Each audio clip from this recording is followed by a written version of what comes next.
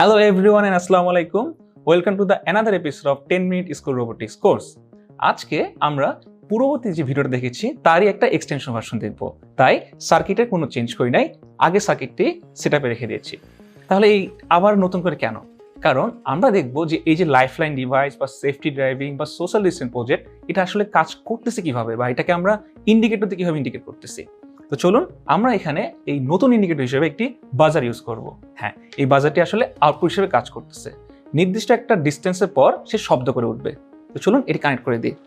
তো ব্রেডবোর্ডে দেখবেন এই বাজার বসানোর পূর্বে বড় যে লেগটি রয়েছে এটি আসলে পজিটিভ অ্যান্ড ছোট যে লেগটি রয়েছে এটা আসলে নেগেটিভ। সো এটি কানেক্ট করে দিই। তো আমি এখন বাজারকে যে কোনো ডিজিটাল পিনে কানেক্ট করব এবং অবশ্যই সার্কিটকে কমপ্লিট করার জন্য আমি গ্রাউন্ডটি আরডুইনোতে বসাবো। সো এই পিঙ্ক কালার এটি বাজারের পজিটিভ সাইড থেকে আমি যে কোনো ডিজিটাল পিনে বসাচ্ছি। আপাতত 30 নম্বর পিনে বসাই। আপনারা চাইলে যে কোনো ডিজিটাল পিন ইউজ করতে পারেন আপনাদের সুবিধা মতো।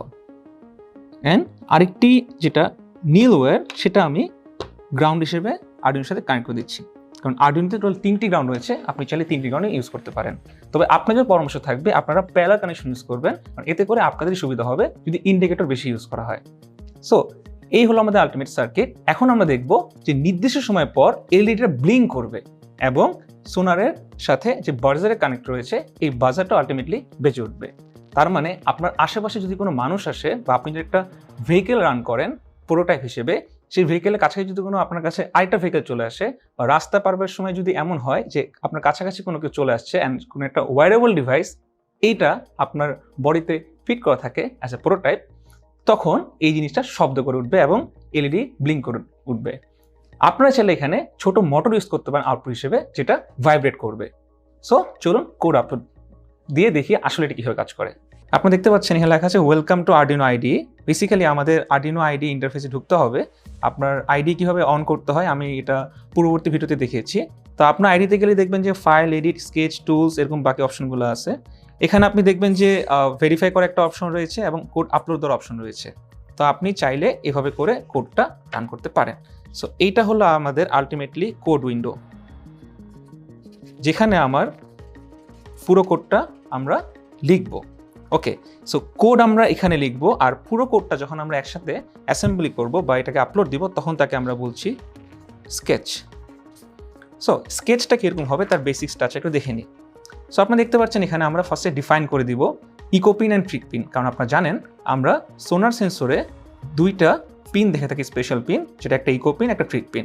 আপনি চাইলে এটাকে ইকো পিনকে ডিজিটাল পিনের 6 নাম্বার অ্যান্ড ট্রিক পিনকে ডিজিটাল পিনের 7 নাম্বার।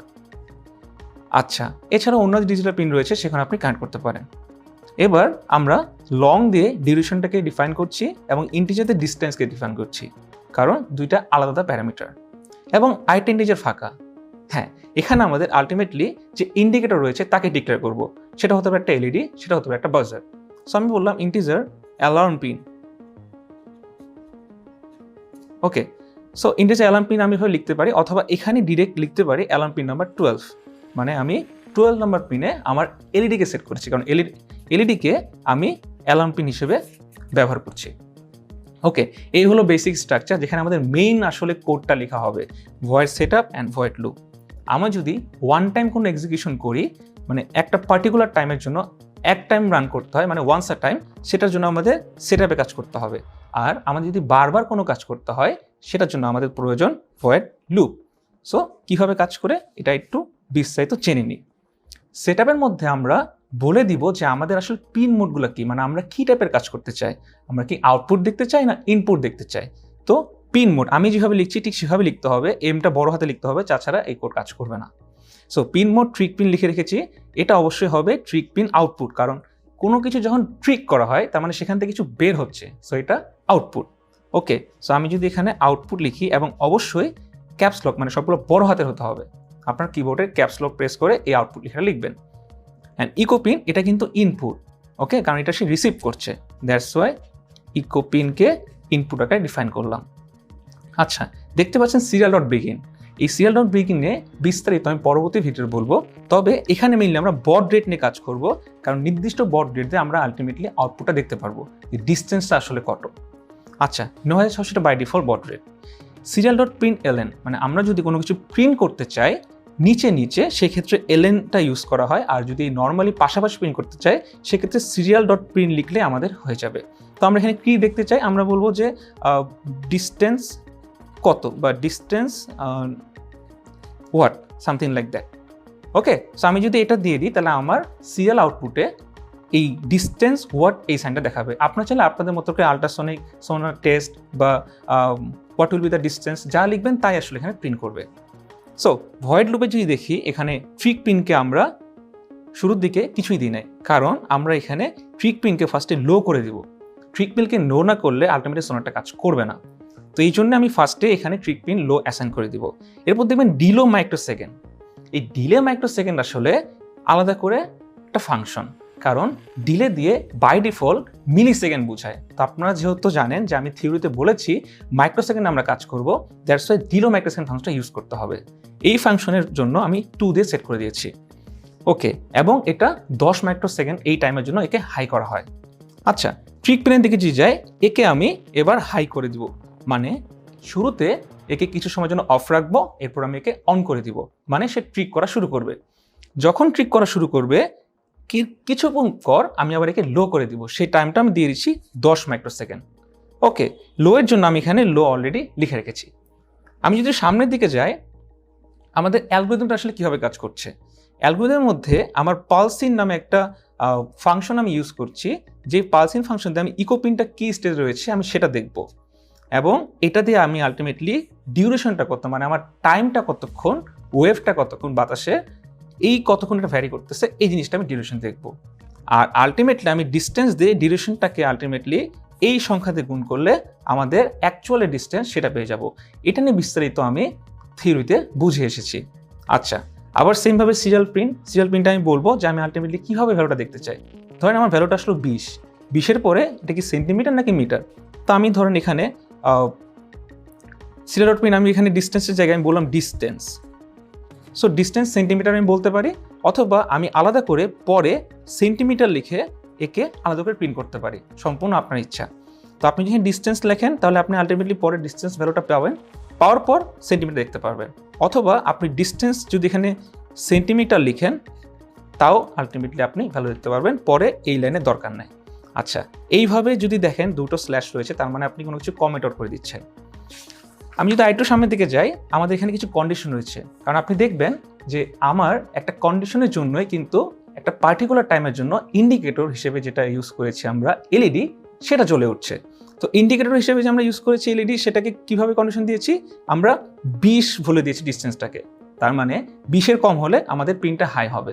তো এই দেখেন অ্যালার্ম পিন হাই। আচ্ছা, অ্যালার্ম পিন কোথা থেকে আসলো, ওই যে আমরা শুরুর দিকে সেট আপে দেখেছিলাম পিন মোড, আমাদের এখানে সেমভাবে পিন মোড অ্যালার্ম পিন কমা আউটপুট, কারণ এটা আপনার আউটপুট পিন। তো আমি যদি এখানে লিখি পিন মোড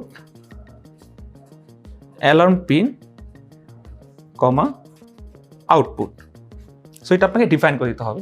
আচ্ছা, পিন মোড তো ডিফাইন করলেন, তাহলে অবশ্যই অ্যালার্ম পিনটাকে আপনাকে সেটা কি ইন্টিজার নাকি কোনো কনস্ট্যান্ট ভ্যালু সেটা আমি ডিক্লেয়ার করতে হবে না। তো তার জন্য আমার যেটা করতে হবে, একদম শুরুতে দেখেন আমি অলরেডি ডিক্লেয়ার করে দিয়েছি অ্যালার্ম পিনটা কি। ওকে, আমি যদি এই কন্ডিশনকে মেনটেন করতে চাই তাহলে যদি 20-এর কম হয় তাহলে আমার অ্যালার্ম পিনটা হাই হবে, আর যদি 10-এর কম হয় সেক্ষেত্রে আমরা একটা কোড লিখতে পারি। যেমন আমি যদি সেখানে নীল বাতি এখানে জ্বালাই তাহলে আমি পরে লাল বাতি জ্বালাবো। ওকে, তাহলে আমি কি করব, আমাকে আরেকটা অ্যালার্ম পিন লাগবে, কারণ different digital pin different value আপনাকে শো করাবে, এবং যার ফলে আপনি আলাদা ইন্ডিকেটর পাবেন। সো অ্যালার্ম পিন আপনি 1 দিয়ে দিলেন, দিয়ে আপনি হাই করে দিলেন। ওকে, তাহলে আপনি দেখবেন 10-এর কম হয়ে গেলে আপনার আরেকটা যদি এলইডি থাকে সেটা হাই হয়ে যাবে। শুধুমাত্র অ্যালার্ম পিন না, আপনি এখানে বাজার থেকে শুরু করে আরও অনেক কিছু আপনি এটা হাই করতে পারেন, লো করতে পারেন। ওকে, যেহেতু বাজারের কথা বললাম বাজারের দিকে চলে যাই। বাজারের জন্য কিছু ফাংশন লিখতে হয়, যেমন টোন ফাংশন। এই টোন ফাংশনের ফার্স্ট অংশে থাকে যে আমরা কি নিয়ে কাজ করবো, মানে কোন ইন্ডিজার পিন, অ্যান্ড সেকেন্ড অংশে থাকে তার কত হার্টজ জ্বালাবো। এখানে আমরা দেখতে পাচ্ছি যে কিলো হার্টজটা হলো কি 2000 কিলো হার্টজ।